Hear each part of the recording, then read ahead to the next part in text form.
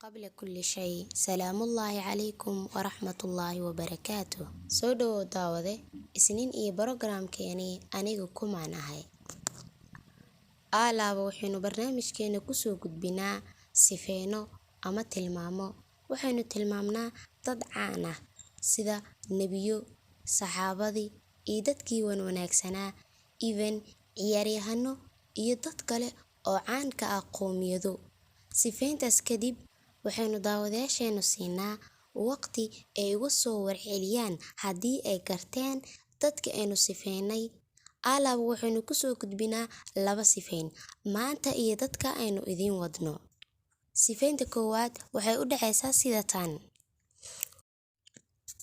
waxa uu ku noolaa magaalo aanan marnaba laga xiiseynin qabiilkiisa balse ay ku shaqaysan jireen dadka halkaas madaxda ka ahaa ama qabiilka iyo reerka maamulayay magaaladaasi maalin maalmaha ka mid ah isfaham waa ay gacan qaad soo kala dhexgala asiga iyo dad ka mid ah qabiilkii magaalada maamulayay daraadii waxa uu mutay inuu aado magaalada banaankeeda cabsi uu ka qabo in ay soo weeraraan laakiin xilli dambe ayaa waxaa ka soo muuqday dhanka magaalada nin aad iyo aad u ordaya kuna dhahay anigu hebelow waan ku naseexeynaya waxaan maqlay qoomkii oo ku tashanaya doonayna inay ku dilaan hadaba magaaladan isaga bax waa uu ka baxay waxa uu u jeestay dhanka ay magaalo la yiraahdo Madyan marka uu gaaray waxa uu dul tagay ceel ay dad badan xoolahooda ka waraabsanayaan laakiin dhanka shishaaya waxa uu ka arkay laba gabar oo xoolahooda iyaga ka celinaya biyaha waa uu tagay wuuna xaal wareystay wuxuuna ku yiraahdeen waa maxay xaaladiinu waxay ku yiraahdeen inagu ma waraabsano xoolaheena ilaa ay qosaarada iyo arijirada ay ka waraabsadaan xoolahooda aabaheenuna waa nin da ah oo aad iyo aad u weyn waa uu u soo wada xoolahooda si uu ugu waraabiyo laakiin ugumuusan waraabin ceelkii dadka badani ay ku yoomsanaayeen ee wuxuu aaday ceel kale oo ka agdhawaa laakiin uu ku daharnaa ama ku daboolnaa dhagax aad iyo aad u weyn oo ay qaadi jireen marka la feedayo ugu yaraan 10 nin laakiin asiga kaligiisa ayuu qaaday kadibna xoolihii ayuu u waraabiyay gabdhihii ayuuna gacanta ka saaray waxa uu hoos fadhiistay geed waxa uuna yiri rabbiyow waxaan maanta faqiir u ahay wax waliba oo aad ii soo dejiso hadaba sheeg qofkaasi waa kuma haddii aynu u guda galno sifeynta labaad waxayna leedahay sida tan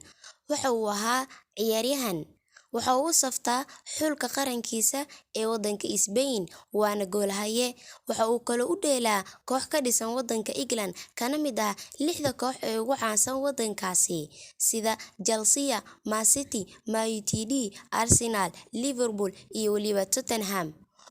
waxa uu leeyahay dhacdo taasi oo magaciisa ka yeeshay mid caan ah maalin asigoo ku jira garoonka una ciyaaraya kooxdiisa ayaa waxaa lagu yeeshay riigo ama rigoore sidaad u garanaysidba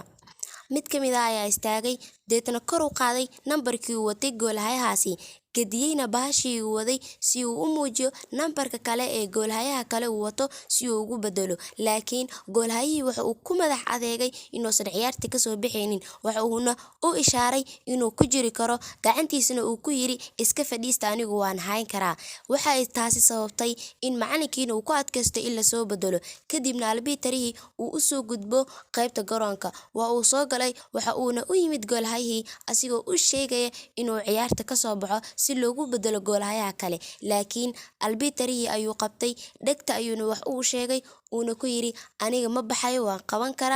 qaban karaa ha iska joogo hadaba waxaan ka doonayaa inaad isku daydo goolhayahaasi magaciisa iyo waliba kooxda uu u ciyaaro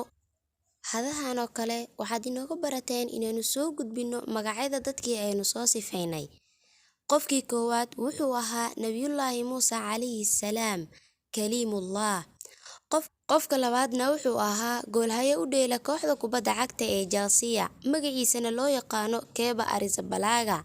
si fududna waxaa loogu yeeraa Keba waad ku mahadsantahay daawashada fiidiyowan fadlan muuqaalka inoo qurxi oo like inoo saar haddii aad inagu cusub tahay subscribe taabo si aad uga mid noqoto asxaabteena haddii aad hore inoola joogtayna waad ku mahadsantahay daawashada fiidiyowan astawdicukumullah